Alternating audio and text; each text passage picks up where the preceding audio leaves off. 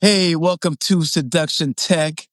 I am here once again. I'm very lucky because I get to speak to very special people, and I got someone very, very special. And if you follow him anywhere he's at and you read the things that he writes, you see what I'm talking about. And I'm here with none other than Matt Hamilton. How are you, Matt? What's going on? What's good?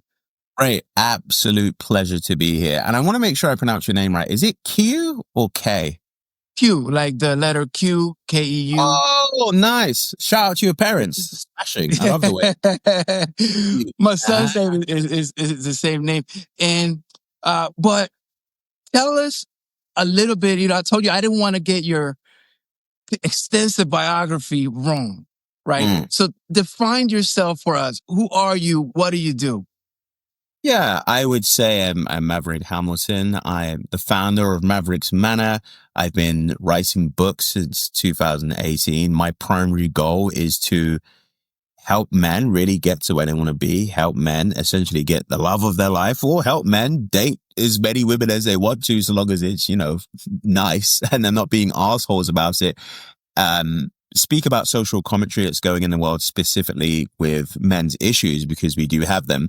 And more importantly, making sure that whenever I write, whoever I connect with, we're all on the same team, where as men, we're trying to do our mandate that we've been given since birth, since Adam, to make the world a better place. It sounds corny, but I very much believe in every single sentence that I write, the same way I believe in every single sentence I say. Dope. Now, I got to touch on the accent because no one's going to stop listening. People are not going to concentrate until we know where's that from.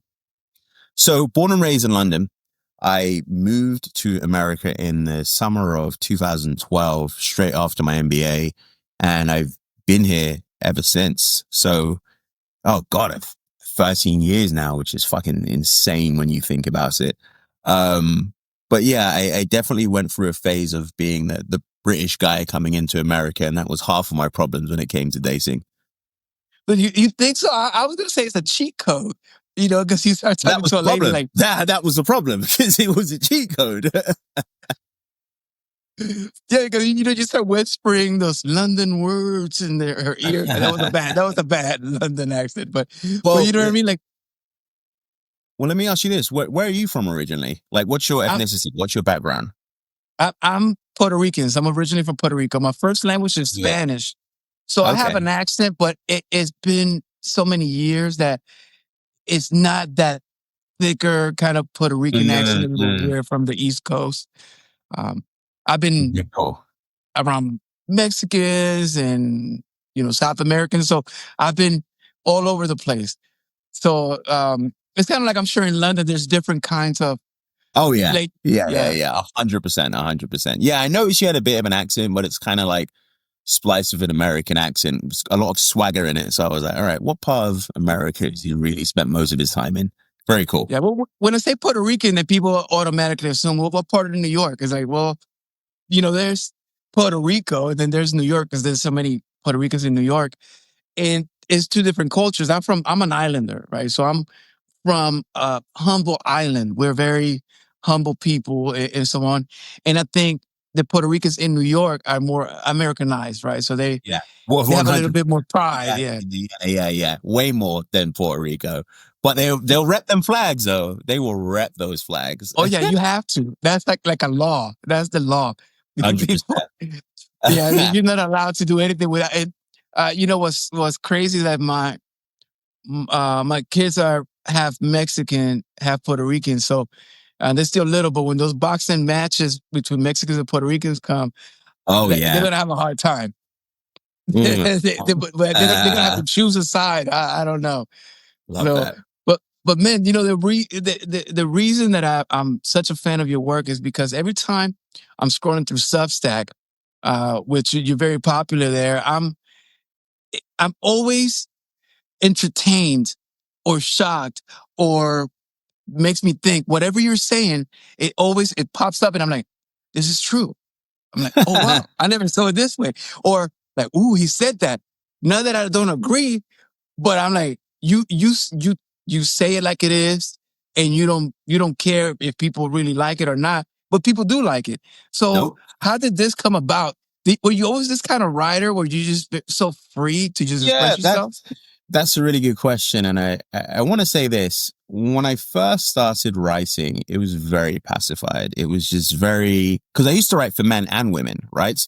And the things that I wrote, I believed in, but I always policed what I said because it was like, I don't want to scare people. Like, I don't want to scare them away. And one day I realized, like, when I give women this advice, especially female friends I have that close to me, they don't listen anyway because they just do what they want. And for women, the way they date is very passive. They don't really need advice. If you've got big boobs and a fat ass, like, it doesn't matter what your face looks like. You can just walk down the street and some idiot's going to be like, oh, can I get your number? So for them, their dating is always going to be passive. They don't need me, right? Whereas men, they do need me, especially because even when I was 12 years old, I realized how much different our dating would be versus a girl versus a boy. So one day I wrote an article just being like, yo, if you're a man, dating's kind of shit at the moment. It blew up. And then I was like, okay, I don't want to write just atomized negative views of what dating's like for a man, but I want to be honest. I want to be honest with the experience. I want to be honest with the double standard. And I want to help men get out of their way, because if you're not careful, you're going to go down a very slow route of genuinely hating women when there isn't a way you can get anything that you want. Wow, that's very deep. Get out of your own way. That's the quote, because yeah, we do it. All of us. I mean, I think at some point or another, we are our obstacle. So that's a great way to look at it. And when you say that, get out of your own way, do you mean the destructive patterns or the socialized? We men and it's an opinion. I think we've been castrated a little bit. Like we've been, Yes. like, they don't want us to be that man. They're like, oh no, come down. And I believe that our nature is to be the men that we want to be. So do you mean stop that destructive or that limiting behavior? Or do you mean, what do you mean by that? What do you mean by, get out of Yeah, your own way? I kind of mean just stop sucking your own dick. Like you're not all that. Like you could be a millionaire, you could have abs as far as the eye can see, you could be super muscular and super charismatic, but you're still a man. You're still a human being. You're still fallible. And when you are successful, when you really buy into yourself too much, women can smell it like sharks smell blood in water, right? So you have to have this perfect balance of being very cocksure, cocky, confident, being very humble, and somewhere in between. That's the kind of way you want to behave with people. And I think sometimes, particularly, and they had a study on this, and I wish I had written an article about it, but they said that intelligent men find it harder to date because they're overthinking things, and you can't help but do that the more wisdom you get as you acquire age. So I think a lot of the time, men shoot themselves in the foot because they know what's going down, but they don't play the game. And sometimes as a man, you have to play the game just a little bit. It's like when a woman says, I've never done this before. You're like, oh yeah, of course you haven't, right? You just kind of play along. Whereas sometimes men are like, oh, I know you've done it before, you little slut. And that's like, that scares women away. So you really have to take yourself out of the equation and realize that you are going to get fucked around. Your heart is going to get stumped on. People are going to ghost you. People are going to block you. But if you take all of those things personally, you're going to project that hate. You're going to project that anger. And even if you don't say a thing, take away women. Humans in general can always smell an aura, a vibe, a kind of way that you project yourself to other people. And when men look in themselves and be like, shit, the only thing I know is nothing, right? I'm just trying to do my best. Everything changes. Everything. Wow. Man, you're giving a lot of hard-hitting things to think about here. And it shows that you have really studied this. I mean, I was reading that it took you 4 years of studying seduction before you wrote your first book. I think is The First Date Fix. Yes, that's correct. Right. So what is that book about, and why or how or what did you study to prepare for that? Yeah, yeah, and look, just being frank, and for anyone that watches, is the First Date Fix is an okay book. It's not bad, it's not good. Just being honest. That's why I don't promote that shit, because it was my first book, and my writing has significantly improved. But essentially, the First Date Fix, when I wrote that, it was because I had been on so many fucking first dates, and I consumed so much things. I consumed everything from PUA, from red pill, from black pill, from purple pill. Any YouTuber you mentioned, I've probably watched it. I even followed some female dating coaches on TikTok. I read a bunch of communication books. I read sales books. I literally have some sales books behind me right now that I read in order to get better at, meeting people, communication, all that stuff. So I consume that because I knew that for me personally, my personality is pretty decent. I can, get along with just about anyone. But I knew there was a sense of mastery, and I knew there was a sense of seduction that I was lacking. And I knew that it was something that I could do if I just studied it. And I say to everyone, today we live in a world where everyone's like, oh, it should be natural. Everything's AI. Oh, dating apps. Why can't things be natural? And I'm like, there was never a moment in time where there was anything natural about dating. Ever. Everything is contingent on conditions. And most of the time, men don't know the conditions, because when you grow up, what do your parents tell you? That's a question to you. What do your parents say? The question. I thought it was. Well, no, I think you have to follow, kind of like the road of, you meet a girlfriend, and then you get married, and then you have kids, and you get a house. You work for 60 years, and you die. Right? Exactly. Like, you deviate from that. You're the black sheep. 100%. You literally just nailed it. And that everything you said is bullshit. It doesn't happen like that. It doesn't happen. And when you grow up, you kind of like, oh shit, man. Like, especially now for us, I'm going to assume you're what? You're 35, 33? A little higher. Oh no, good for you, man. The Puerto Ricans, god damn. Yeah, that water all around the island. Cool, sure. Blimey. I'm trying to look like you one day. But you kind of learn that stuff, and you realize that the world, especially for men, has changed so dramatically. And I also saw that before the book, and the reason I'm talking so much about your preparation, because I think, no, please, it's important for people to understand there's so many gurus out there. We can talk about that later too. I'm tired of it. I'm exhausted. It's like gurus. They're like, they call themselves gurus, and they're say no contact or send their. It's like they have no experience, been in 3 dates. Yeah. But we can talk about that later, because that's a whole episode on gurus. Yeah. We can even just play them here. Yeah. But you're actually someone that talks the talk and walks the walk, and then you became a certified relationship coaching specialist, right? So, what does that entail, and what was the process to become that?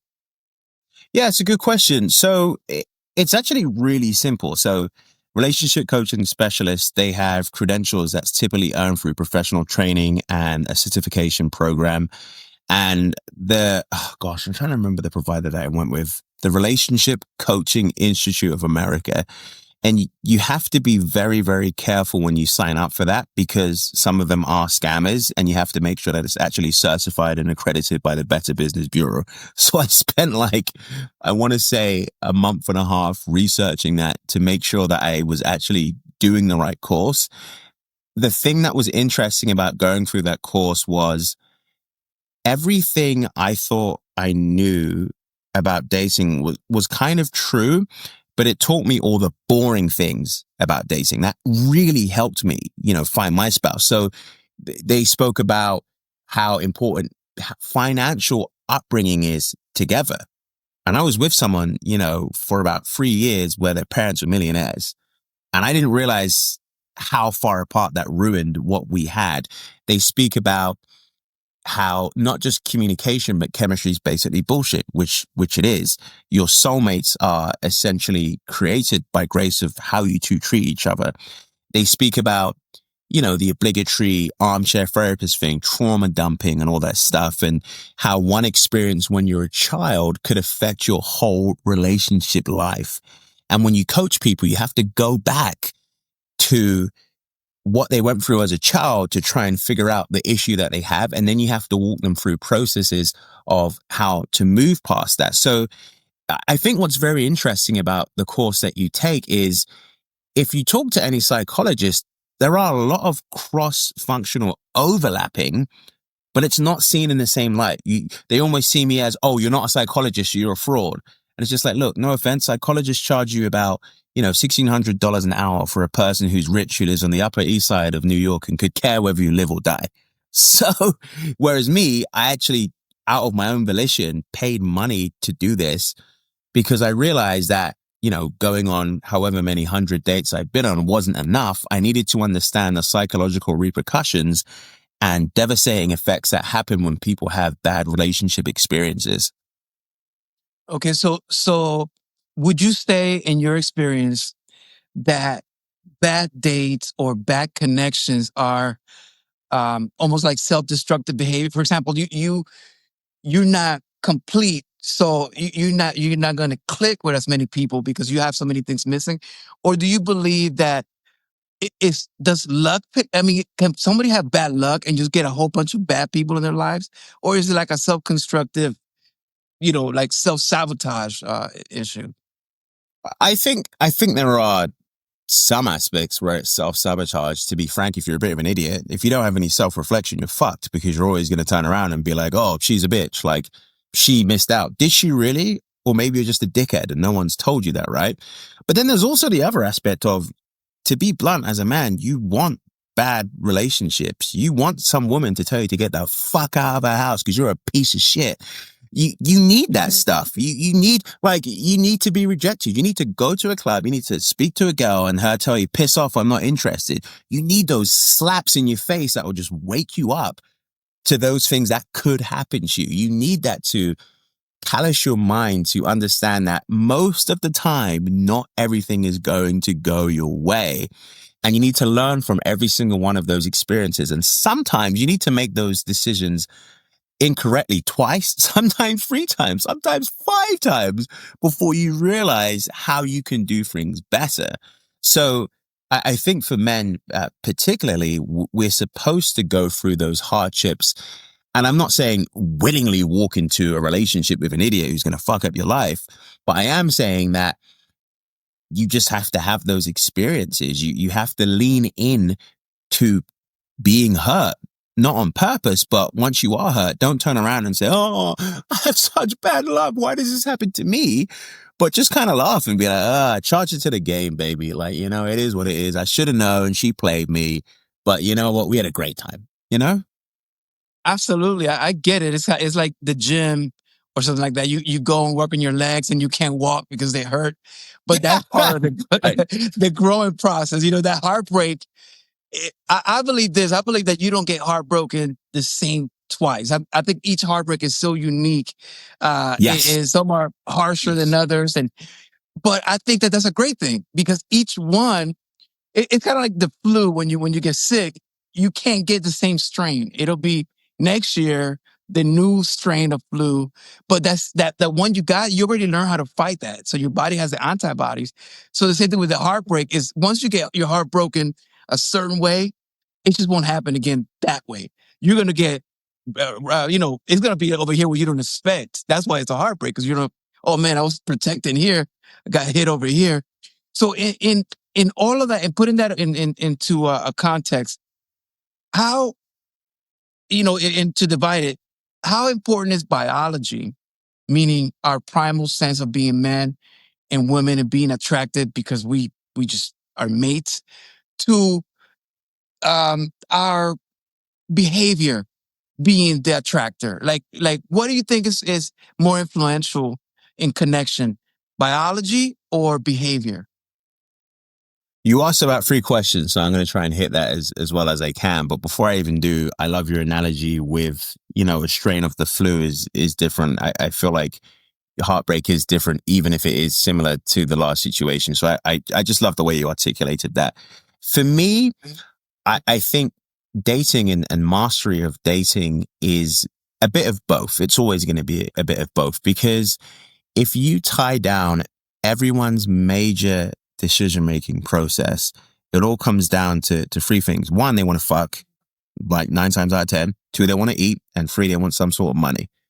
The root cause of any problem are those 3 things, right? And whenever I watch a reality show or a dating show or anything to do with interpersonal relationships with men and women, it always goes down to the root, well, she doesn't want to fuck him. That's why she doesn't like him. And they can talk around in circles, but ultimately that's a lot of what it goes down to. If you get to the most base level thinking, that's one of the things they don't want to fuck him. And that comes down to biology, right? No matter what you do, you can't force attraction. You can't, because women and men, you can't help who you are biologically attracted to, even if you wanted to, right? And, you know, when I was out in these streets, when I was going to bars, clubs, events, all those places to meet women, I could be flowing. I'm talking about the lines were coming off. I was bantering. I'd be saying things and I'm like, holy shit, like I'm good. You know what I mean? Where did I even get that from, right?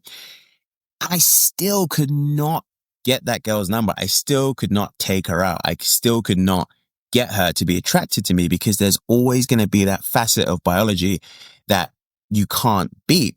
But the difference between biology and actually building attraction is something that can happen over time if you're given the time to do so. But most people don't give people the time to do so, especially now. The same way they swipe on TikTok is the same way they dismiss you when they see you in real life. And the men who, I don't want to say get the most women, but the men who have the most success with women are the people who understand biological instincts, understand charisma, and understand how to connect with people.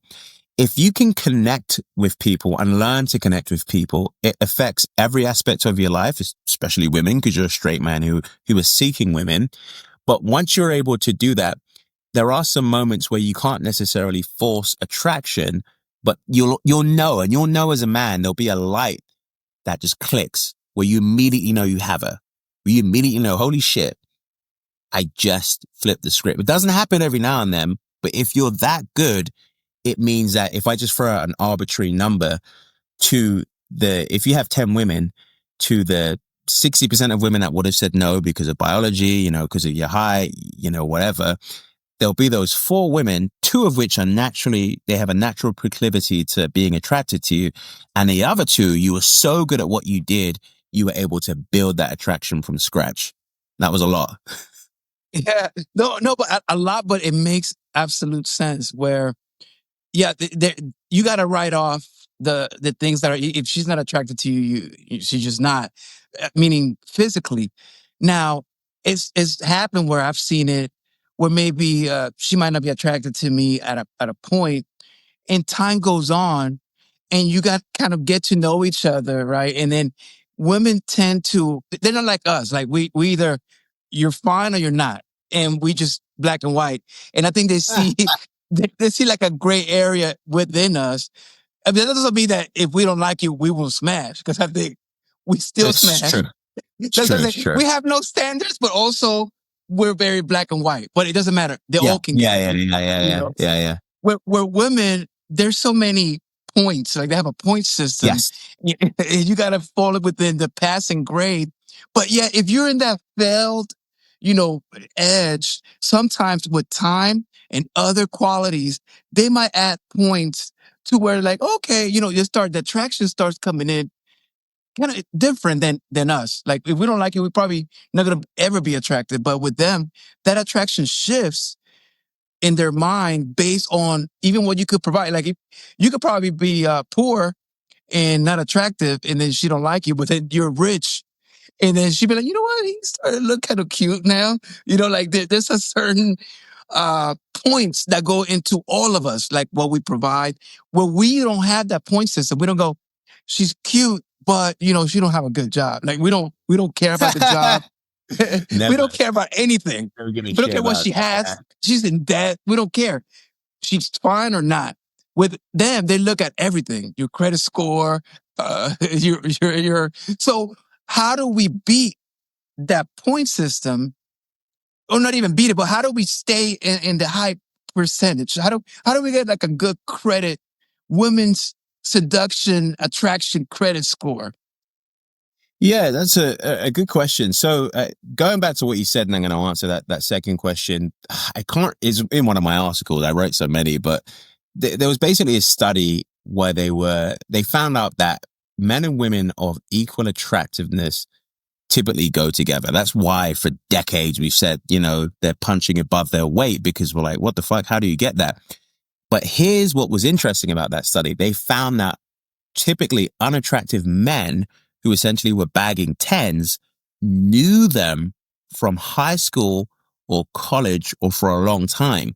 So what that means is that if you see someone now who's in his 30s or late 20s and his girlfriend's a bombshell, you can pretty much guarantee he either started dating her in college or in high school, and all she's known is him. So at that point, she's not really going to go back from that because she knows that he's a great guy. Going back to what you were saying, with that personality, with that credit, she's seen his good credit, right?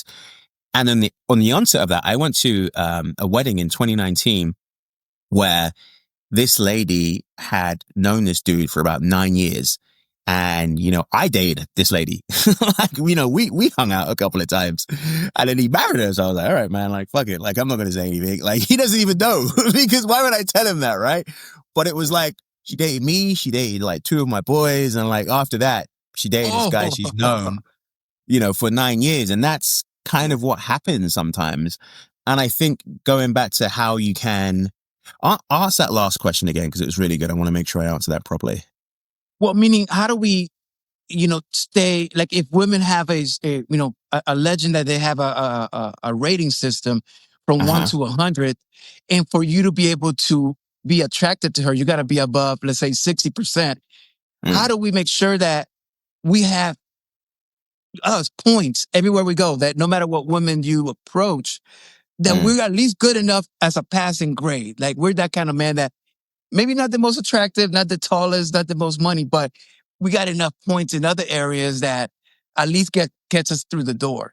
You know what I mean? Like, for us to be... Yeah, I mean, if I'm being honest with you, I don't know any man that can do that. I think the only men that do that are, to be blunt, there's a specific caliber, and even them, those men are rare. What I always say to men is, you want to be the best within yourself, but not just that.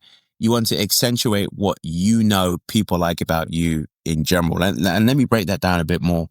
So, for example, if you're known as the funny, ugly friend, be funnier, right? And then build on that. If you're known as the athletic friend, work on your athleticism and allow that to be a bit of your brand. If you're known as the intelligent friend, learn how your intelligence can be found to be attractive. I think too many men try to be everything for every woman, and you can't do that because not every woman is going to like you. And what I encourage men to do is, you don't want to have the mentality of being, I want to get every woman, but you want to have the mentality of being able to talk to any woman, being able to charm any woman. Because if you can do that, eventually what's going to happen is they're going to gravitate towards you because they can see that. So for me personally, to be blunt, I am a black, bald-headed man, didn't come from a lot of money. Both of my parents are working class. If you actually look, they did a study with Hinge and OkCupid. The black men are the second lowest to be swiped right on after the Indian dudes. Sorry, Indian guys. But like, that's literally what it is. Technically, I have all of these things going against me, right? But the way I've been successful in dating is, 1, I've never given a fuck. 2, I have conviction. I know exactly who I am. I know exactly what I represent. I don't give a fuck about what anyone says or thinks about me. And I do what I want to do. And I'm just all about having fun, making positive connections, and trying to make everyone else's experience great. And I give an example of how I was able to finesse what you were talking about. I knew every night I went out with my friends, I wasn't going to get every single girl. I didn't want every girl, but I wanted to see one. And what I would always do is I would hang out with men and women and we would just have fun. And every now and then I would look around the bars, I'm drinking my drink or looking at my phone, looking at side eye, and I would always see one or two women looking. They were looking dead at me. And what I would usually do is I would get my glass and I would do this. I'd raise it to him. And if they raised it back, it was over, right? Or I would do something stupid. Like I'd just be like, I'd do a dumb dance. And then if I saw a smile, if I saw a glimmer, I would go over there and I would talk to her. And 8 times out of 10, I'd get her number and we'd be hanging out the next week. So my point is, it was very verbose. You can't get every girl, but the most important thing for any man is to get the ones that you want and to get the ones that you noticing you back. Got it. So basically you're saying play on your strengths. You know, if you're funny, be funny. Don't worry about being an athlete. If you're funny, in the sense with an athlete. So that's great advice. I think, I mean, I'm listening to this and I think you're saying is like, have a niche, have a brand, right? And say, who am I? And if I'm this guy, let me be the best version of that guy. Exactly. And let go of the other one. Exactly. Because there's women that will always be like, women, right? They're like, I love funny guys. I love artists. I love athletes. I love bald-headed black men, right? Like there's literally a niche for every single woman. And when you get really smart at dating, I don't know how it happens, but you know who likes you just by what she wears, by how she speaks, by her background. You can look in any social setting and be like, I know that girl's going to like me. And you go over there and she does because you have that much experience knowing, okay, typically you could say what's attracted to Q, like what kind of women in the past have liked me. And if you can do that pattern recognition, it means you can go in a place and immediately surmise who's going to be interested and who's not. Wow. You know, that I call that seduction sniping, right? Where you, you become a sniper, but a sniper just doesn't go out and start sniping, right? Like if you're at war, you have a target and you might have to sit there 2 days, but you need to know what that target is. You can't just shoot random people, right? So you know the women, I like women with black hair and blah, blah, blah, blah. So once you have that in your mind, all the other colors fade, right? Once you have that color, you said my color is red, all you can see is red. So it helps you really hone in. And you said something interesting about, that was a great technique that you use about looking around and whoever's looking at you, you already narrowed it down to the ones that you're going to have a higher probability. I have a similar thing where, you basically try, well, it's not similar, but I will speak to a lot of the girls that were the least attractive at the place, right? If we're at a party or somewhere else. Because especially in a group setting, when you give attention to the one that gets the least attention, the ones that get the most attention you can tell they get desperately jealous. Yeah. Like, why is she's the fat one? Like, I'm the cute one, everybody. And then you ignore her. You ignore her. Yeah. And now they're chasing you, right? Like this, because their ego is bigger than the reality. But this person, the least attractive one is going to give you play because she's happy that she's getting some attention. It works in a lot of different things. And sometimes you get to know, which I have another thing about lowering your standards. Sometimes you get to know a lot of the women that you think, nah, that's not my type. Sometimes you get to know them and they're the most fun. They're the ones 100%. That you can, yeah. So how do you feel about that? Because I think some people have kind of criticized me like, well, how are you going to lower your standards? It's like, I'm not saying lower your standards. I'm saying be realistic that not all the girls are going to look like Instagram 10s, right? It's like lower that crazy thought that they all got to look like this perfect. Like, nah, like 95 or more percent, 99% of women are going to they're going to have flaws. How do you feel about that? Yeah. So, I think when I used to go out, whether it was a work mix or a club or a party, a wedding or whatever, I always looked at approaching women like working out. when you work out, you walk on the treadmill, you warm yourself up, and then you do a couple of weight training, and then you really start increasing the weight and you start increasing the sets, right? So you're in the middle of your workout, you're ending strong. And going back to what you were saying about, unattractive women, it wasn't so much about unattractive women, but I would literally talk to any woman in the bar, like just to warm myself up, to get used to that, intersexual dynamic. You just be like, hey, how are you? What's going on? I love your dress. Your dress is incredible. Wow, where'd you get it from? With no intention of getting her number, with no intention of pursuing that. So typically the first half an hour, that's what I would do. I just talked around. I'll be walking to the restroom. Hey, what's going on? You look amazing. Like, good for you. I'm going to find you later on. Just warm yourself up. And, then eventually the second bar or the third bar, or, if you're at a wedding, for example, they see the best looking woman there is like, whoa, like this guy is like talking to everyone. Who is this guy? No one does that. And then eventually you end up with the woman that you want. But going back to what you said, I also have found like getting numbers from the kind of women that you were talking about isn't necessarily bad, because it could lead to you both having some consensual fun, but you also could have a friend. Like, I have so many friends that I've met just from random events that I had, no intention of dating romantically, but they introduced me with friends that I did have intentions of dating romantically. And I think a lot of men are stupid because they think, oh, man, she's mid. Why are you talking to her? She's a dark, like, oh, she's unattractive. And I'm like, yeah, but she's a human being. Like, she's still a great person. She's still a great time. And I guarantee you she's got friends that are hotter than her. And number one, you probably couldn't bag anyway. So a lot of these guys that talk shit online, like, oh, you're talking to ugly women, they couldn't talk to any kind of woman, even if they wanted to. Like, I remember, I'll never forget, I was in a situation where we were at a bar. And the same kind of thing, there was a girl walking by and I was like, oh, like, I love your shoes. Like, I'd never seen shoes. They're like sparkly shoes. They're like the fucking Wizard of Oz. They were these blue kind of ruby shoes, right?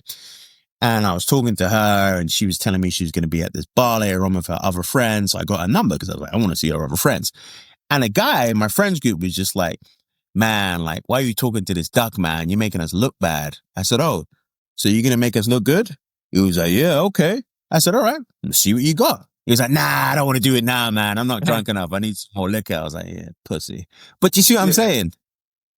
Yeah, no, and also the fact that they're using an external thing such as your actions that supposedly reflects on them. Like, if they don't get any girls, it's your fault kind of thing. Like, no, like whatever you're doing has nothing to do with what you're doing. It's like you can't blame someone's behavior outside of you because you're not getting anybody. And that's no, I love where this is going, because I think a lot of men are not aware like that. And that woman that is wearing those tight pants, and she knows what she's doing. Like, she tight pants and she looks great and she's walking and she knows so all the men are there. And when you're that one that when I see a really hot woman, I don't even look at her. And because I think that's what they want. So I give them the opposite. I look at, like I said, the ugly friend or somebody else, or you don't even exist. Something happens with these women that a lot of times they have maybe it's a confidence issue. I don't know, that they need this. That's the reason they work so hard on their bodies. That's the reason that they do these surgeries, all of these things. They need that validation. And when you don't give it to them, they tend to be attracted to that. Like, because it's like, no, I got 99% of men. I want that 1% that don't want me. So be that 1%. Man, so in moving it further, so after you go on a date and you play on your strengths, like you're saying, what how do you feel about dates itself? Like, the spending money, especially on a first date. Do you enjoy, like, or recommend the setup of, hey, what do you do on Thursday night? Let's go at 8 at such place. Or is there a more informal way to maybe get on a date? Like, soften it up so it's not so harsh. I think a date is so much pressure, where instead of going, I like to better you say, hey, I'm going to be over here, tonight if you want to come by. So it's like, it's not as you and me are going to sit down and have this talk. It's more, I'm going to be here chilling. Come by, we'll have a good time. And it's still a date, but not with the pressure of, if it doesn't work out, then we just don't talk again. It's more, we're just having a good time. And if we don't, then no, nothing happens. Which approach or what do you recommend? You know, I always say, always be as intentional as you can be on a first and second date. Always. Because, women are so finicky, they're so consumed by TikTok and social media that other women are in their ear saying, oh, he's not intentional. He doesn't really like you because he's saying, just come and meet me and hang out. And what I've always done is I've been incredibly intentional and I've led every aspect of the interaction. You plan the first dates, you plan the second date, you do make it formal. You let them know, I'm a man, I have a dick, this is what I want. I want to go on a date with you. I want to get to know you. I want to make it official. My time is not to be wasted. I have other things that I'm dealing with. So here's the time that I have available. Come meet me. Let's get to know each other. Let's have fun. I always think you have to be intentional because from the jump, you have to let them know that you are competent, that you are concise, and that you're not fucking around. After around the third date, that's when things start to relax a bit more because at that point, you know how into you this girl is. At least you should. I feel like the third and fourth date is like, boom. She's on it, she's interested, or she wanted a couple of meals, or she just wanted to have a whimsical date, right? But by the third and fourth, you should know. And that's when you're like, oh, me and my boys are going to be at Gracie's. Like, are you going to be out? I'd love to see you. Bring your girlfriends. That's when you can start doing the informal things like, oh my word, I'm in the farmer's market. Where are you? Come meet me. Because then you know each other. Then she trusts you. But women have every right to be cautious because a lot of men are dickheads. So at the first date, if you're like, oh yeah, like, come to the bar and let's kick it, she might, like, I don't know, but like, I would only do that if that's all you want. Like, if you just want to kind of hook up with someone and hang out, then sure. But if you're sincere about finding someone special, you got to be intentional about everything to the penny. Okay. I see the difference then. I guess there's a date when you're looking for that connection, right? Where you're like saying, hey, I want someone in my life and I'm kind of shopping around for that person that can be part of my life. As opposed to, I don't know what's going to happen with this girl I met or not. And or I don't know. I don't know if I've maybe it's me that I'm and you're giving me now your therapy session. Don't send me a bill, but maybe I'm jaded in the fact that uh, I've been heartbroken so many times that I have no desire for a relationship. Like, not I have desire for connection, companionship, but like I don't see any gain at this point from like stopping half of my life to unite with someone else half of my life. And now like that relationship, I think to me is different than love because that relationship is almost like a business. It's like, where are you? We need this. We need to do this. What are we doing this weekend? We got to go to my friend's birthday. Now your life is shared and it's a business. You gotta compromise and negotiate.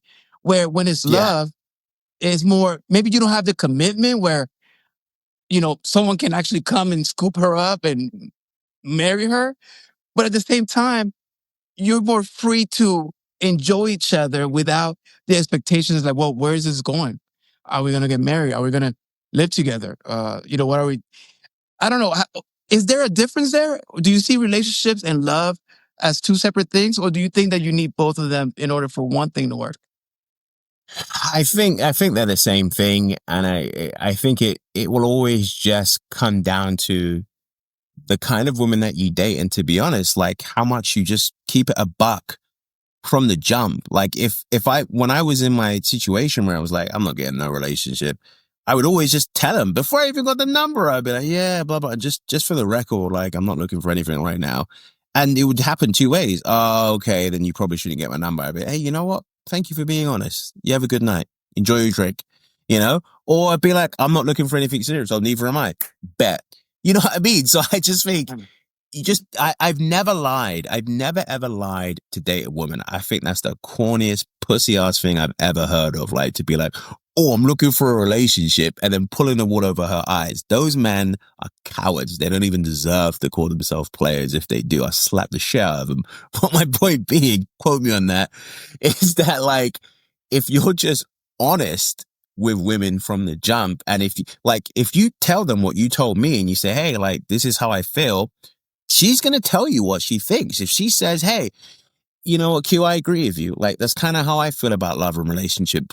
You know you've got a winner. But if you tell her that from the jump and she argues with you, then you know I'm not going to waste my time with this person. She's talking shit. So I think what you said, you just articulate who you are and what you want from the jump, and you do it because you're not afraid of losing her. If you're not afraid of losing any woman, you'll always tell her the truth. Absolutely. That's a great point. And I think, being honest, however, it backfires sometimes because you might say, I'm just not right now. I'm not saying ever, ever, never. I don't know. But right now, it's just a relationship is not in my horizon. I just got out of some really bad stuff and still dealing with that. And sometimes it almost backfires, not in the sense, oh, okay, thank you for being honest, I'm gonna be on my way. It's almost like they try to change your mind. So they try even harder to kind of change your mind. It is, and it's funny how seduction works because in a way, they're being seduced by what I'm telling them I can't give. Right. Where if I was like trying to give it to them, like, I want to be with you, let's be in a relationship, they might not even want that. They might run away.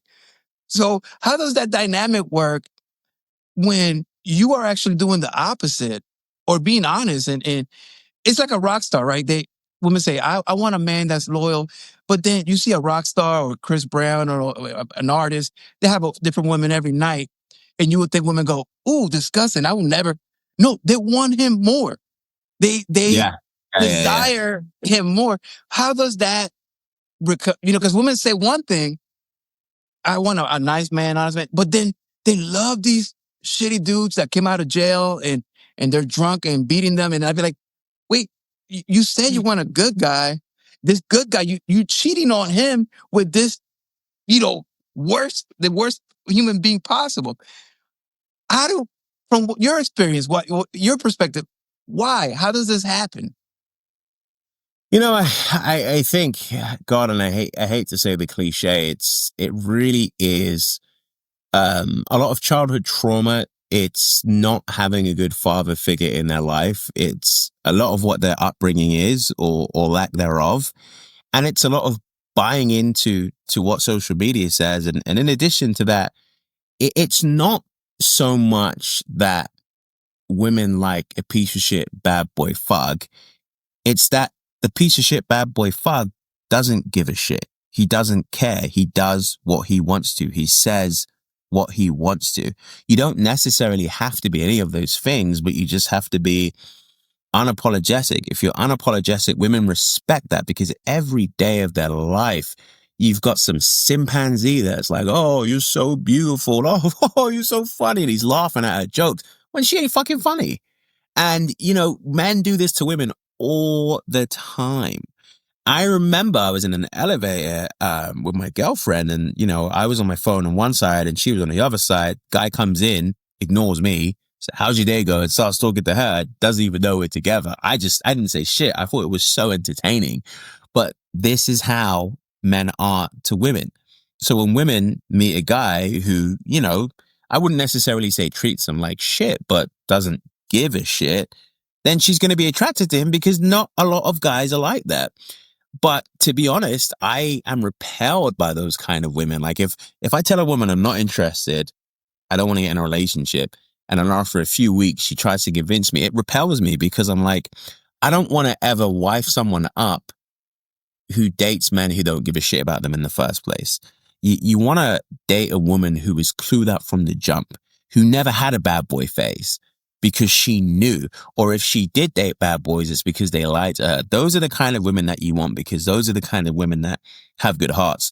The women that purposely look for bad boys because they want something different, avoid them like the plague. Nothing good can come from that. It's a character trait there. That's a thing of their character already built in. But I also think, for example, just use an example that someone famous like Future. he has, 7, 8, 9, 10 baby mamas. Yeah. And he's telling you, yeah, I cheat on my bitch. Yeah. But people say, oh, look at it. But it's not him. When do we place the blame on the 8th baby mama, right? It's like, you see this dude got 7 babies from different moms, and you're going to fall in love with him and let him hit raw, and then complain that you're the 8th baby mama. I don't think it's his fault at this point. You know what I mean? At this point, we got to start placing the blame too, because I think we always get the blame as the men that are bad, when it's like, no, women really are the ones that choose. We put ourselves available. They choose, right? We don't force women like in the cave days, like brown by the hair, and you're going to come with me. We just try to present ourselves, and they say yes or no. So if that's the case, the responsibility needs to start falling 50-50, but maybe more towards the women's side, where if you see this man's behavior and he has, all these kids, and he went out, he's just been in jail for 15 years, and he's about to go back in about 2 more years, and you still choose that, you can't be a victim. I mean, in my opinion, and I don't know if I'm wrong or right, but what do you think about placing us men, start placing some of the guilt on the women? Because I think we just kind of take it. We're like, men this, men that. And we can't even say anything because we're wrong, right? But can we start saying, no, you're making bad decisions. That has nothing to do with us men. Or how do you feel? Do you feel sympathetic towards them? To be honest, I don't really feel sympathetic to anyone that makes stupid decisions. I think there's an old saying that says, don't tell anyone your problems, because 80% don't give a shit and 20% are glad it's you and not them. So for me personally, I think you blame men or women who make stupid decisions. Like if, I dated an OnlyFans girl and, she ended up cheating on me with someone I knew. That wasn't me. I saw all the signs. I ignored it because she was an OnlyFans girl, right? And she was hot. My point is that if ever a woman says, oh, I don't have any sympathy. I don't know why I should, because when someone shows you who they are, listen to them, right? Like everyone knows in hindsight, when you finish with someone, you break up with them, you knew the flags. Everyone knows the flags, because people are not as naive and as stupid as they claim to be. Because on one half, you've got women that say, I love a bad boy. I love this guy who does this and like that, and pulls my hair, whatever. And in the other half, you got women who are like, I had no idea. I didn't know it was going to happen. But what are the top selling novels in the romance? Who are they? Bad boys, topless, super ripped. They're not buying no novel in the romance section of a 5'3" skinny nerd who loves his mom and takes care of his grandma. They don't give a shit about that. So, women actively choose to date these men. You get what you get, and we don't give a shit. And it's the same with men. If a man goes on a date with a woman and she says, I like the princess treatment, this is what I need from you. You Venmo me money to take care of my nails. You take me out on a date, and he gets played. Motherfucker, she told you who she was. She said she likes the princess treatment. I don't give a shit what happened to you. You deserve it. So for me personally, I'm like, if you make stupid decisions, you deserve everything you get. So in the work that you do, let's take a man. I'm this dude, and he's an OnlyFans. He got a few subscriptions to OnlyFans. Fell in love with ex stripper. And she, I don't know, like one of those stories where you could tell that this dude is just not aware. Like, she's an ex stripper, no, but she's not like that anymore, and I'm taking care of her now. Of course. So that dude calls you, and he's like, look, man, I'm just struggling. I really love her, but she don't come home sometimes. And she says she's I don't know, doing laundry, whatever. That he's getting played. He's getting played. Walk me through, or first of all, can you fix or can you help? Two, if you can, what's your process to get them from where that's a bad place to be, to at least in an awareness space where he can start valuing himself more? Like, can you help? And if so, how? So this happened to a few friends and a few clients. I'll give you 3 stories. The first thing I do is I walk them through every finite detail of what they're going through. So if a friend says to me, yo, man, like, you know, she's at home, she's outside all night, she comes home at 2 a.m. I say, okay, what do you think she's doing at 2 a.m. in the morning? You think she's at McDonald's? She at Kroger's doing a late night shopping trip? Well, she could be doing this. I be, okay, look at yourself right now. Do you really think that's what she's doing? Does she usually do that? Right? And I just walk them through it bit by bit. There was a friend of mine who will remain nameless who his girlfriend cheated on him, but it was just once. She slept with one guy. And he was like, yeah, like I love her. Been together for 4 years. Should I take it back? I said, okay. He slept with her. She slept with him, right? Yeah. So at some point, when you weren't there, she was saying, give it to me harder. At some point, when you were there, she was putting it back in. At some point, when you weren't there, she was actively choosing to do foreplay with this guy. She was jerking him off, knowing that she was still with you. At some point, she made an active decision to betray your trust. At some point, she said, I'm going to do this and then try and get back with my man, because she knows that you're an idiot, that you're a sucker. And if you take it back, you're going to be the exact sucker that she thinks you are, because she has no respect for you. Because if anyone had respect for you, they wouldn't do that. So you walk them through every gross, graphic, finite detail. And if that doesn't work, they deserve every minute of heartache that they get because they weren't willing to listen to the truth. You know, people know the truth. Sometimes they need someone to say it to them. Well, I was going through the graphic details and even now, you know, it makes you kind of like, oh, wait, no.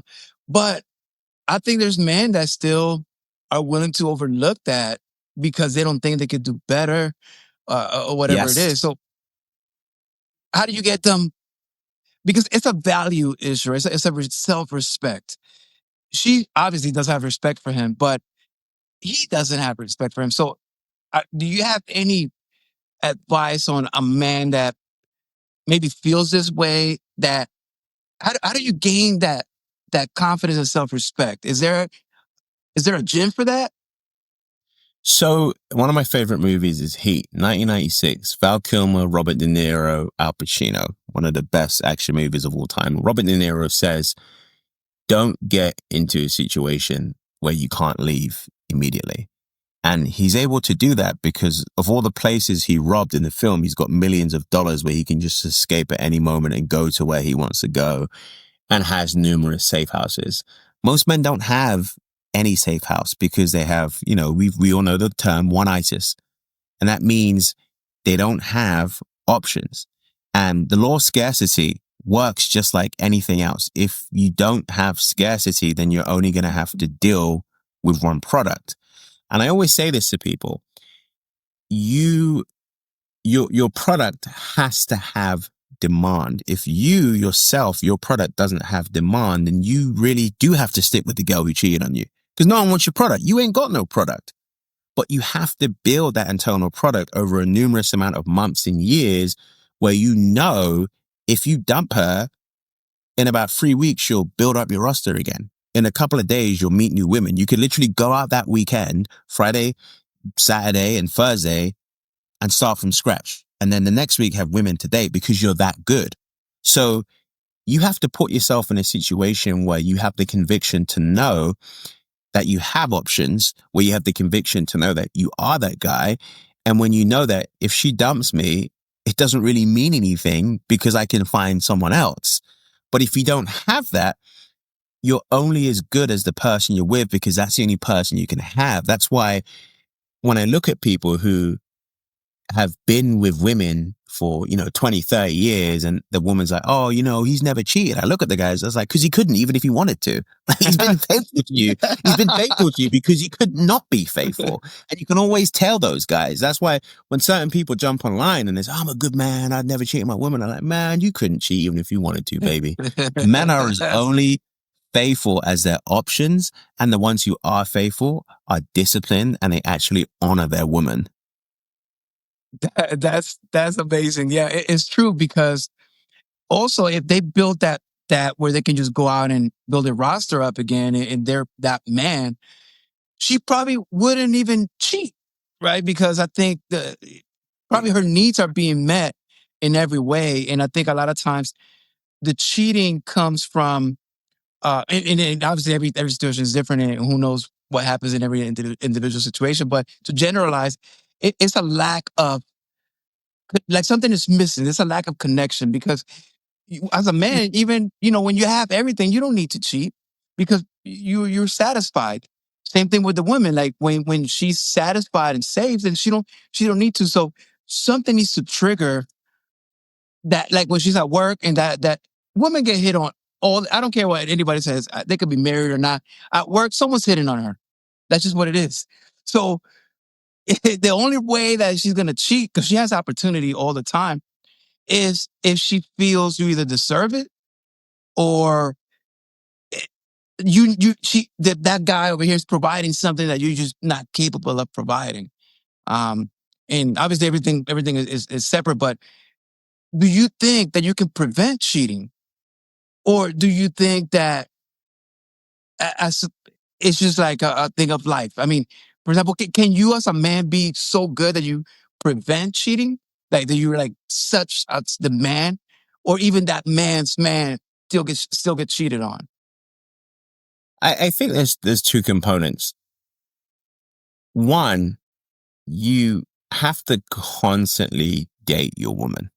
Like Patrice O'Neill. You ever heard of Patrice O'Neill? Yeah, he used to say, "Mac your woman." Like you've literally got to mac your woman. The same way you picked her up is the same way you got to keep her happy. That means you take her out to dinners every now and then. That means you look into her eyes, you hold her, and you tell her how much you love, honor, and respect her. That means you're not a lazy bastard. You pull your weight every now and then. That means you are constantly working on something. You have a purpose. You have a passion. You respect your friends and family. You need to be a man she respects and honors and admires. That's a way that you can mitigate that 100%. The second component is the quality of character and the woman that you marry, the woman that you date. There's just certain women where they wouldn't cheat on their person because that's who they are. And that by the way they speak, the way they carry themselves, the way they've been raised, what their belief system is, their religious background. If you can mix those two things, I'd say there's a 99% chance that she won't cheat. But there will always be that 1% variable. And that's what men and women have to be okay with. Because at any moment, your cherished love of your life could just change their mind. I've changed. Things are different. And that's why a lot of men and women don't want to get married anymore because they're scared. But you have to be willing to take that risk because life is too short. And what you don't want to be is Hugh Hefner, one of the richest men in the world who died, had no one to really be his heir apart from the sons with women that he never married, and had no one at his bedside.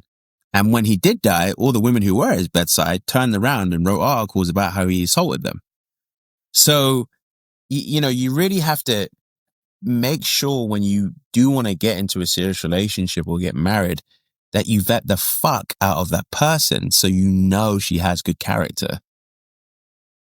Wow. That's amazing advice. Thank you for sharing that with everybody here because I think we don't do the vetting. I think a lot of times we fall into situations. I know myself in all of my relationships pretty much, I've fallen into them. I wasn't trying to be in a relationship. It's just one day we're hanging out and the next day another time and then 3 times and then, 3 weeks, 6 months. Next, you're just like 10 years. And, you're like, what, I didn't plan this. It's almost like and I think a lot of us men are like that. We just kind of fall for the comfort of things instead of going, you know what? I'm comfortable, but not 100% comfortable, which is a big flag. If you're not 100% sure, don't force that percentage that you're not sure into here. It's like, explore that. Be like, okay, why am I not 100% okay with this And then that way you're not end up with someone that has a character flaw and that you knew. Because another thing is, I don't know if that's happened to you in relationships where you look back and you knew this person was no good from the jump, from the get-go. You knew it. All of them, all of the bad relationships, you knew and you ignored it, right? Like we just like, I'm gonna overlook that.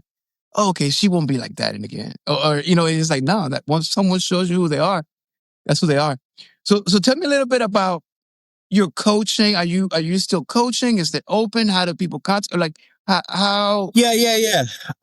Good question. So right now I have 6 clients. I do it every quarter. I take on 6 clients, nothing more, nothing less. I try not to go over it just because it's a passion of mine. I am going to be re-enrolling around the end of October for the first quarter of next year, 2026. If anyone is interested, you can either message me on Mavericks Manor on Substack, or you can go to my Instagram and message me there, or you can go on my website, thefirstaidfix.com is rebranded as the Mavericks Manor, and you can shoot me an email there. That's typically how most people do it, because they find me online or they find me on my TikTok. And that's it. I'll make sure I put all the links here in the description. And also, tell us, really quickly, like let's go in the future, 10 years, right? Where's Maverick? What is he doing? What's he working on? What's your life like? So right now I'm working on my paid tiers for Substack. So I'm actually going to be giving away a free book. And then I'm going to be giving away a book that I'm going to list on Amazon, which is, I think I'm going to charge like $20 for it or something like that. But I'm going to give it to people who have been following me for a while, for free.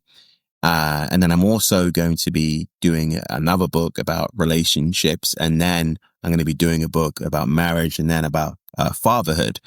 I think I kind of want to go through all the echelons of interpersonal relationships and dynamics, because I believe that the cure to, depression or sadness or any bullshit that's happening in the world is always going to be people.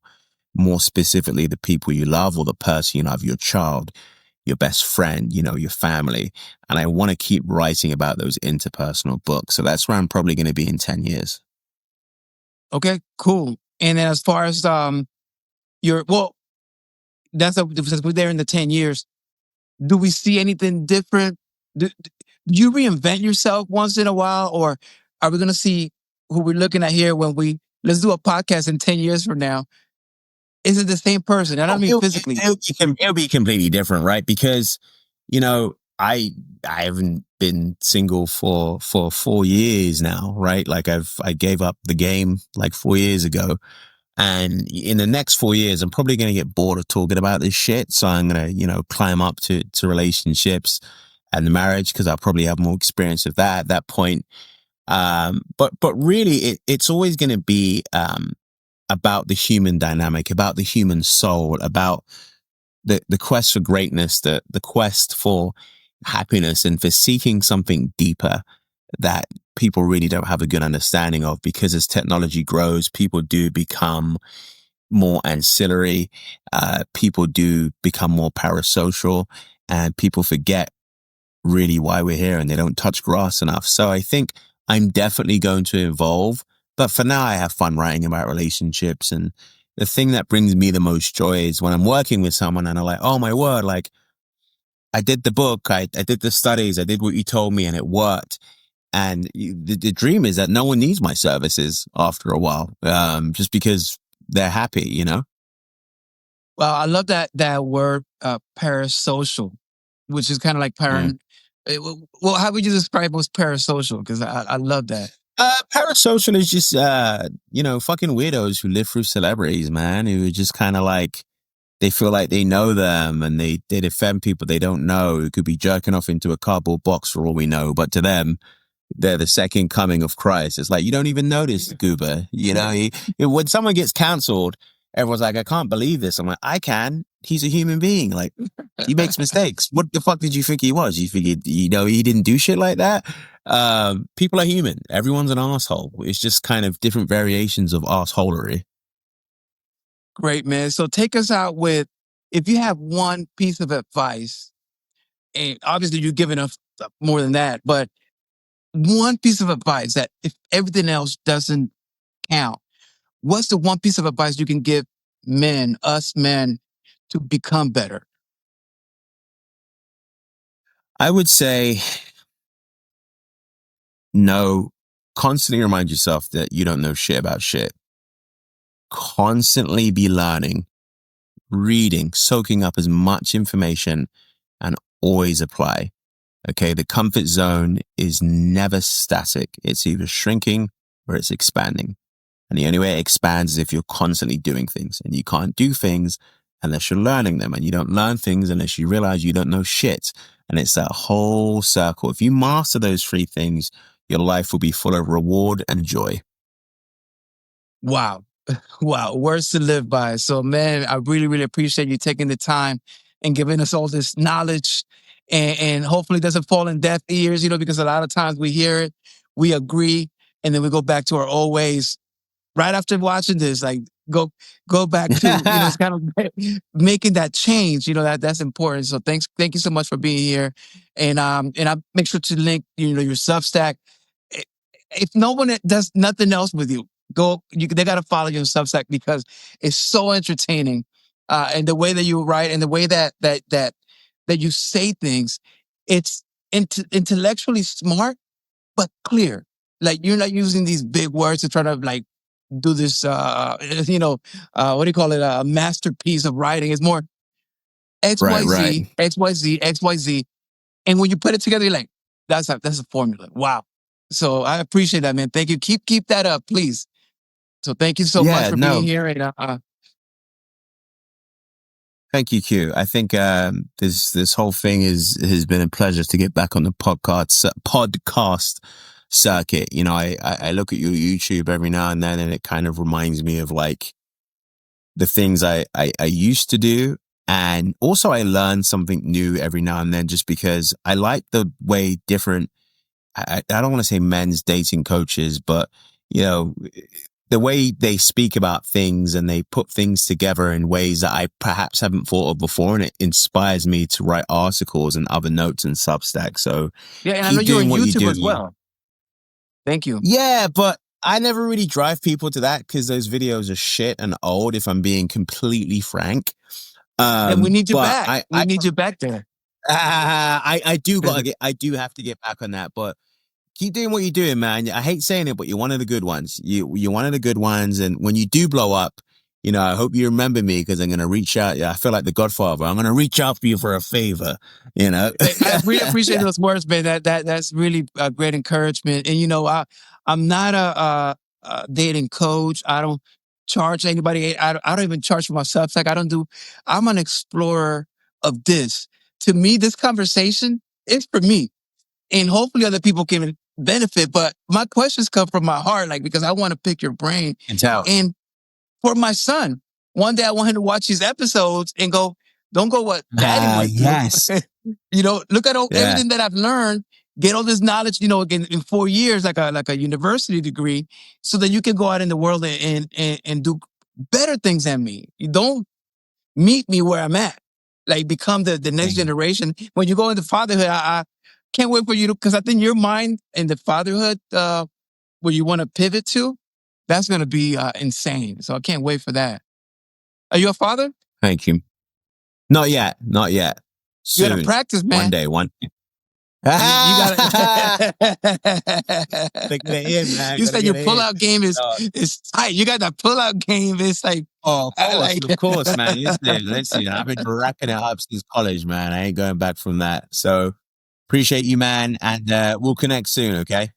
Sounds good. All right, man. Thanks, man. Peace. Right, cheers, man. Bye.